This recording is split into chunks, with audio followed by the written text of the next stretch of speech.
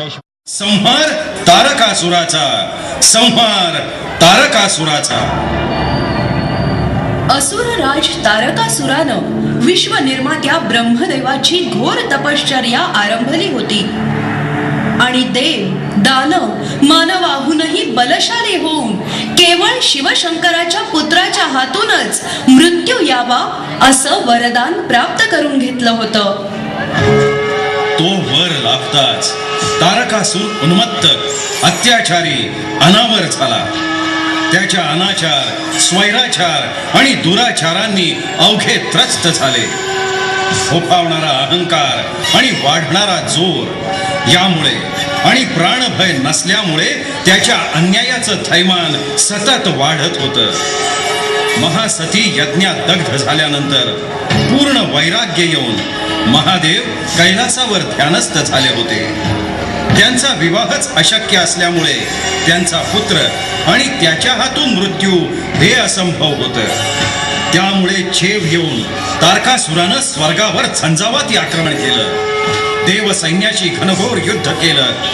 त्यात देवराज इंद्राचा पराजय झाला. देव पक्षाची दाणादाण उडाली. स्वर्गावर असुराचं राज्य आलं. ब्रह्मदेवांकडून तारकासुराच्या मृत्यूचं गूढ समजताच देवगणांनी तात्काळ विष्णू, नारद, मदन यांच्या सहाय्यानं शिव आणि आदिशक्ती पार्वती यांचा विवाह घडवून आणला आणि शिवशक्तीच्या पोटी जन्माला आला तेजस्वी शौर्यशाली कार्तिकेय. इंद्रानं त्याला देवांचं सेनापतिपद दिलं आणि युद्धाला सिद्ध होऊन आपलं वाहन असलेल्या मोरावर आरूढ होऊन कार्तिकेय मोठ्या आवेशानं तारकासुरावर चालून गेला. षडानंद कार्तिकेयानं आपले सिद्ध मंत्र, अस्त्र शस्त्र परजली. मोरानं शक्तिशाली पंख पसरून वेगानं उड्डाण केलं. तारकासूर आणि कार्तिकेय समोरासमोर उभे ठाकले.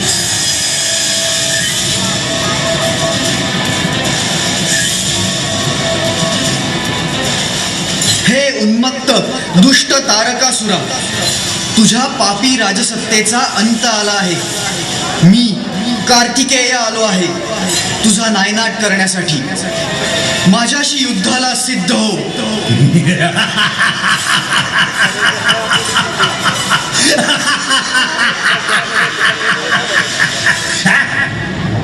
तू एवढासा अल्पवयीन पोर तू मारणार मला, या सर्व शक्तिमान अजिंक्य तारकासुराला? हो हो, कारण तुझ्यासारखे दुराचारी मेलेच पाहिजेत. अन्याय आणि अत्याचाराचा दुर्दैवी अंधार संपलाच पाहिजे. अंधार संपणार नाही, तारकाही संपणार नाही आणि तारकासूर तोही संपणार नाही. कार्तिकेया, मी अभेद्य असुरराज तारकासूर आहे. बघतो या माझ्या अमोघ शक्तीपासून कसा वाचू शकतोस ते.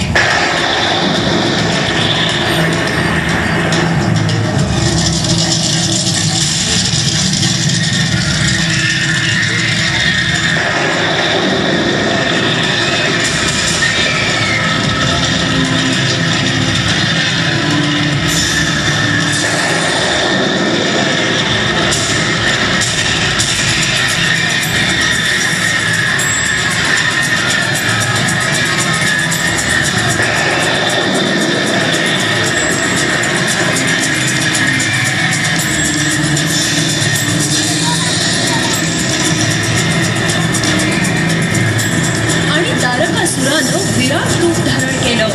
अवाढव्य आणि अजस्त्र रूपात समोर उभे राहून तारकासुरानं एक महाभयंकर जीवघेणं रसरस्त्र मर्मभेदी अस्त्र कार्तिकेयाच्या दिशेनं भिरकावलं.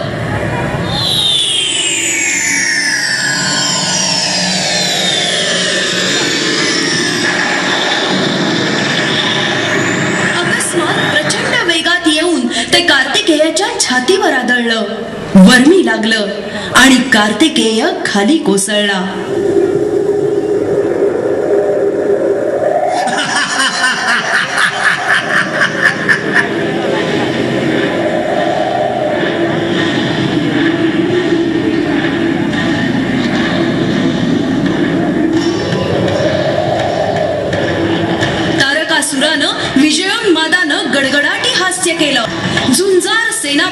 कार्तिकेय कोसळला, समस्त पृथ्वी थरारली, देवगणांचे श्वास कोंडले आणि त्याच क्षणी चमत्कार झाला.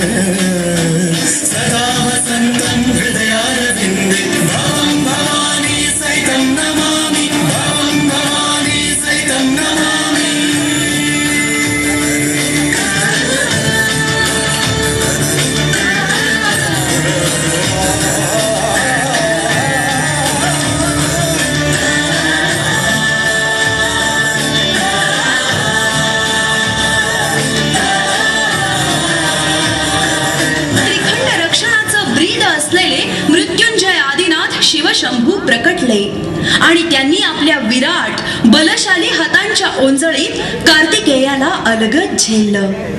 मूर्छित अवस्थेतून त्याला सावध करून ते म्हणाले, उठ कार्तिकेया, तुझ्या हातून विश्वतारक पुण्यकर्म होणार आहे. तुझ्या जन्माचा हेतू परिपूर्ण कर.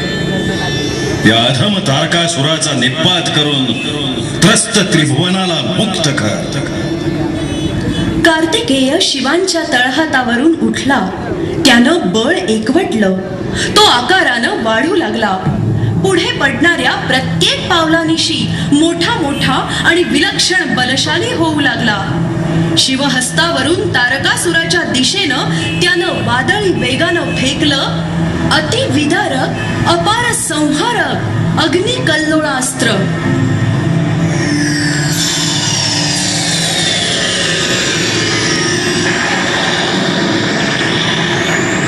त्या अस्त्राच्या मर्माघातानं तारकासूर तळमळला.